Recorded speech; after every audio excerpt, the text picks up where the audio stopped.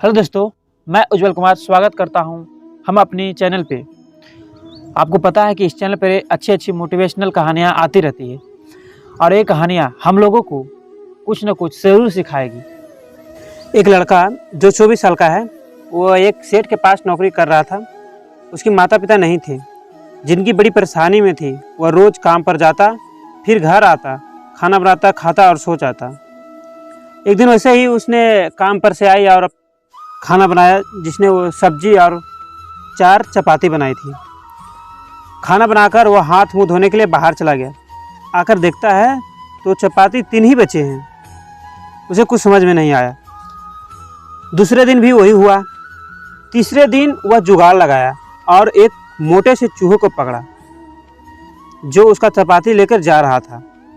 चूहे को पकड़ा तो चूहे ने बोला, भैया मेरी किस्मत का क्यों खा रहे हो? मेरी चपाती तो मुझे ले जाने दो। तो लड़के ने कहा, बेटा मेरे पास ज़्यादा पैसा नहीं है, सिर्फ 4 रोटी बनाई है, जिसमें से एक तुम ले जा रहे हो। मैं क्या करूँगा? मेरी ज़िंदगी ने मुझे बेहाल कर रखा है। तो चूहे ने कहा, तुम्हारे सारे सवाल का जवाब तुम्हें एक इंसान दे सकता है। लड़के ने पूछा, कौन है? चूहे ने कहा, गौतम बुद्ध। उनके आश्रम में जाओ, वह तुम्हें बताएंगे तुम्हें क्या करना है। लड़के ने कहा, ठीक है, बहुत बढ़िया बात बताई। चूहे की बात मान लिया और गौतम बुद्ध से मिलने के लिए तैयार हो गया। उसने शेर से 5-6 दिन के लिए छुट्टी ले ली। रास्ता रम्मी थी, चलते चलते रात हो गई। इस लड़के को कुछ दिखाई नहीं दे रहा था। कुछ दूर पर एक हवेली दिखाई दी। वहाँ जाकर आश्रय मांगी। हवेली के मालकिन ने पूछा, बेटा कहाँ जा रहे हो? लड़का बोला, मैं गौतम बुद्ध के आश्रम जा रहा हूँ, उनसे मिलने के लिए। तो मालकिन ने कहा, बहुत बढ़िया, उनसे मेरा भी एक सवाल पूछ लेना, अगर वह उसका जवाब दे देते हैं तो। लड़के ने कहा, जरूर पूछ लूँगा, आप बताइए क्या है सवाल आपका।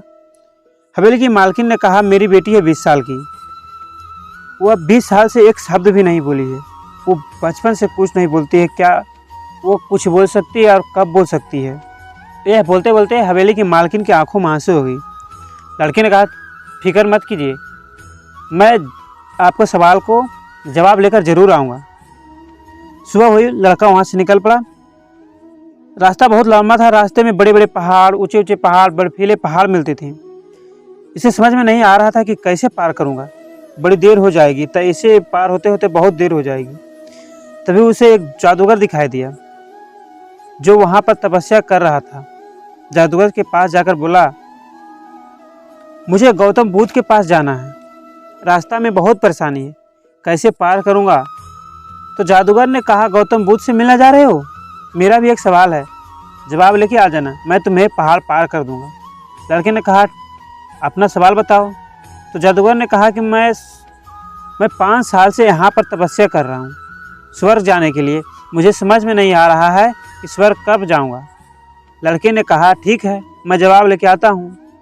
जादूगर ने छड़ी घुमाया और लड़के को पहाड़ पार कर दिया। मैदानी इलाका आ गया। थोड़ी दूर पर नदी मिल गई। लड़के को और परेशानी बढ़ गया। उसे समझ में नहीं आया इसको कैसे पार किया जाए। उसे एक बड़ा सा कछुआ दिखाई दिया। उसके पास गया और मदद मांगी, मुझे पीठ पर बैठाकर नदी पार कर दीजिए। कछुए ने कहा, ठीक है। जब वह दोनों नदी पार कर रहे थे, तब कछुए ने पूछा, कहाँ जा रहे हो? लड़के ने बोला कि मैं महात्मा बुद्ध से मिलने जा रहा हूँ। तो कछुए ने कहा कि बहुत अच्छी जगह जा रहे हो, मेरा भी एक सवाल है, क्या उनसे जवाब लेके आ सकते हो? लड़के ने कहा, ठीक है, बताइए। कछुए ने कहा कि मैं ड्रैगन बनना चाहता हूँ, क्या मैं कभी ड्रैगन बन सकता हूँ? इसका जवाब लेके आ जाना।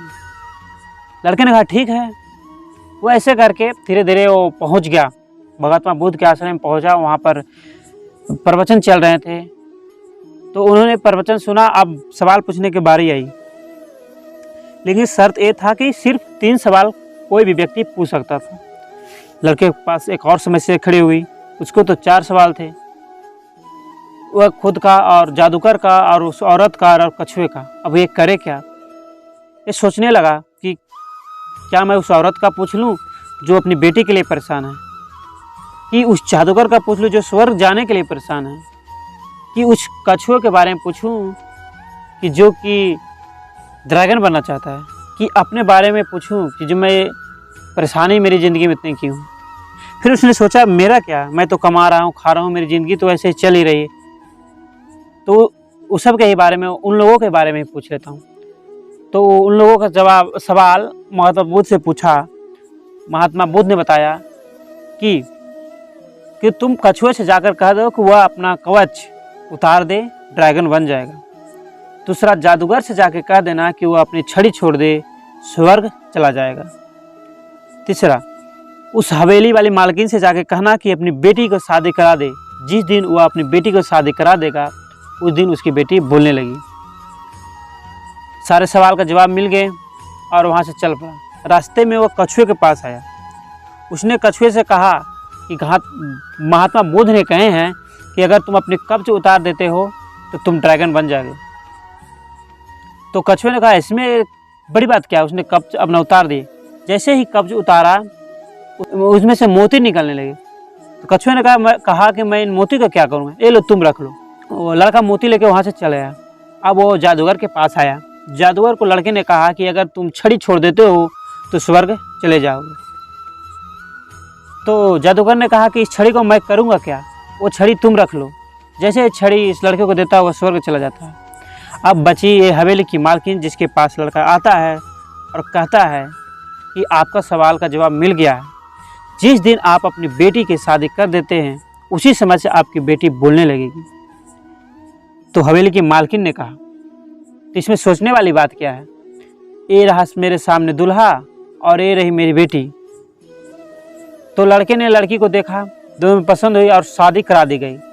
लड़की की शादी होते ही लड़की ने पहला शब्द बोला कि आप तो वही हो ना जो हमारे पास रुके थे। छोटी सी कहानी बताते हैं कि अगर आपके अंदर त्याग करने की क्षमता है, अगर आप कुछ की त्याग कर सकते हैं तो उसके बदले आप बड़ी से बड़ी चीज़ें हासिल कर सकते हैं। जैसे एक विद्या हासिल करने के लिए सुख का त्याग करना पड़ता है। आशा करता हूँ कि ये कहानी आप लोगों को अच्छी लगी होगी।